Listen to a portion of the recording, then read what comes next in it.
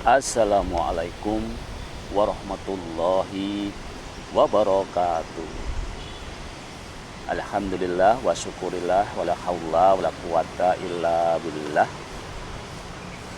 Pertama dan yang utama, mari kita panjatkan puji dan syukur kita kehadirat Allah Subhanahu wa taala. Shalawat dan salam semoga tetap dilimpahkan kepada junjungan Nabi Muhammad sallallahu alaihi wasallam, kepada para keluarganya, para sahabatnya, para pengikutnya, dan juga kepada kita semua. Mudah-mudahan kita tetap diberikan istiqomah untuk mengikuti sunnah-sunnahnya ya.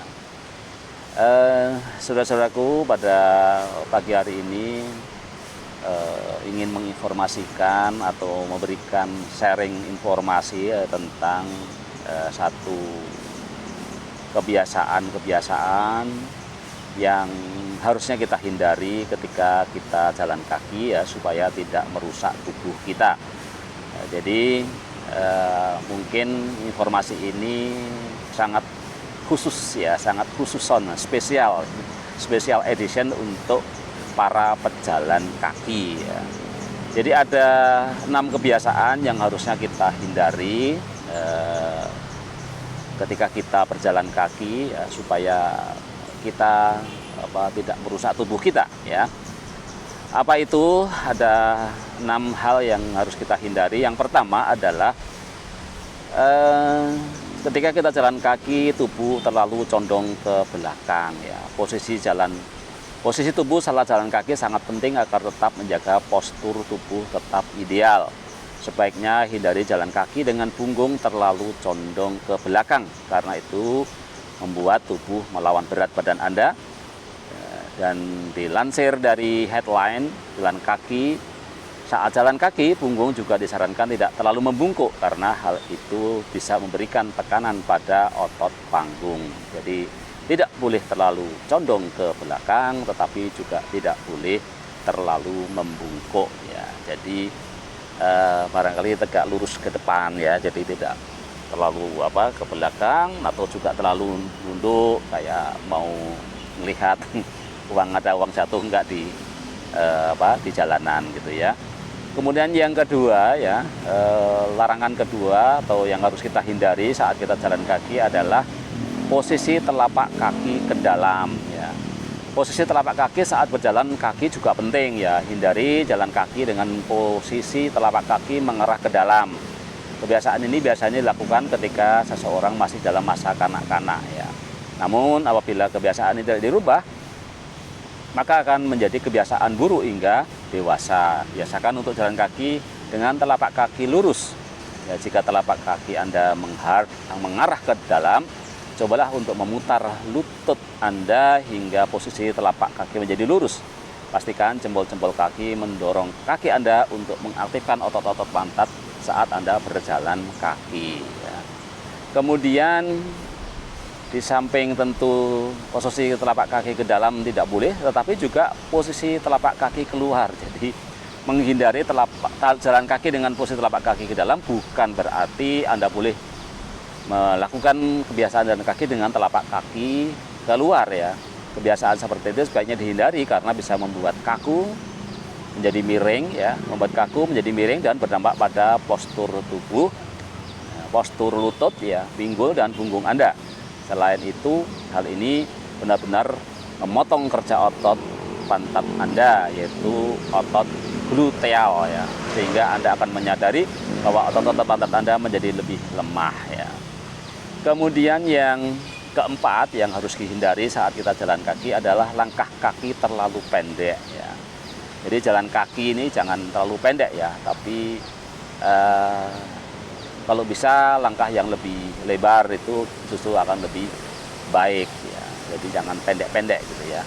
Kemudian yang harus dihindari yang kelima ya adalah mengayunkan salah satu tangan. Jadi kalau kita mengayunkan ya tangannya ya dua-duanya, jangan hanya salah satu tangan ya. Jalan kaki ya, gerakan tangan saat jalan kaki itu memainkan peran besar dalam efektivitas jalan kaki. Oleh sebab itu Anda harus mengayunkan tangan dengan benar saat jalan kaki. Jika Anda mengayunkan lengan salah satunya saja atau tidak mengayunkannya sama sekali, hal ini berdampak pada ketidakseimbangan gerakan di tulang belakang, pinggul, lutut, maka harus kita kompakkan. Jadi kakinya itu tangannya itu mengayunnya itu dua-duanya gitu ya. Pastikan Anda mengayunkan lengan dari bahu bukan dari siku. Ya, hindari mengayunkan lengan di depan tubuh Anda dan jangan mengayunkan lengan terlalu tinggi. Kemudian yang terakhir ya, rekomendasi yang terakhir yang harus kita hindari saat kita jalan kaki adalah berjalan menyilang. Jalan kaki ini layaknya model yang melenggak-lenggok justru tidak disarankan untuk dilakukan ya. Jadi ketika kita jalan kaki ya jangan seperti peragawati atau peragawan gitu ya. Jadi yang jalannya melenggok-lenggok gitu ya. Jadi saat jalan kaki jangan lakukan itu. Ya, jalan kaki seperti itu justru bisa menempatkan kekuatan sudut di tempat yang tidak semestinya ya. Menurut Competitive Edge Physical Therapy, hal ini disebut sebagai gaya berjalan menyilang dan dapat menyebabkan masalah pada lutut, pada pinggul, pada kaki, ya, pada tulang kering dan juga iliotibial ya. Itulah beberapa alasan jalan kaki yang sebaiknya dihindari ya, karena bisa merusak postur tubuh dan kesehatan kita ya. Jadi ada 6 hal yang harus kita hindari saat kita jalan kaki ya. Yang pertama, jangan terlalu condong ke belakang, jangan ke belakang ya, tapi juga jangan terlalu menunduk atau membungkuk ke bawah ya. Kemudian posisi telapak kaki jangan ke dalam, tapi juga jangan keluar gitu ya. Kemudian jangan terlalu pendek langkahnya ya. Jadi langkahnya kalau bisa lebar-lebar seperti orang berbaris juga sangat bagus sebenarnya kalau kita mau berbaris terus ya. Cuman capek kan, nanti ada kalau berbaris nanti tidak jalan kaki tapi namanya baris berbaris dan tidak santai lagi gitu ya. Istilahnya orang filosofi jalan kakinya nggak dapat karena akhirnya jalan kaki menjadi sebuah olahraga yang tidak apa-apa sih gitu ya. Kemudian mengayunkan salah satu lengan saja. Jadi kalau mau mengayunkan ya dua-duanya gitu ya. Jadi seimbang gitu ya, jangan satu saja yang diayunkan gitu ya. Kan terakhir tadi adalah jangan berjalan menyilang seperti layaknya lenggak-lenggok di catwalk ya. Lenggak-lenggok di catwalk itu jangan dipakai untuk jalan kaki ya. Cukup di catwalk saja kalau Anda berprofesi sebagai peragawati atau sedang ya menampilkan busana gitu ya, jangan lenggok-lenggok di atas catwalk gitu ya.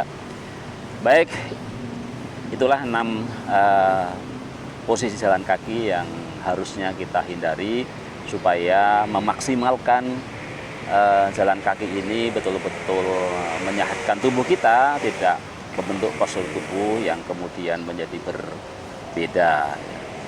Demikian informasi ringan ini, terutama untuk para pejalan kaki yang belum jalan kaki ya, silahkan ayo kita jalan kaki ya. Yang sudah jalan kaki, nah mudah-mudahan tips tadi bermanfaat dan untuk memaksimalkan ketika kita jalan kaki ini menuju kesehatan yang optimal dan akhirnya tetap sehat, sehat fisik, sehat mental, sehat sosial dan sehat spiritual. Alhamdulillahirabbil alamin. Wassalamualaikum warahmatullahi wabarakatuh.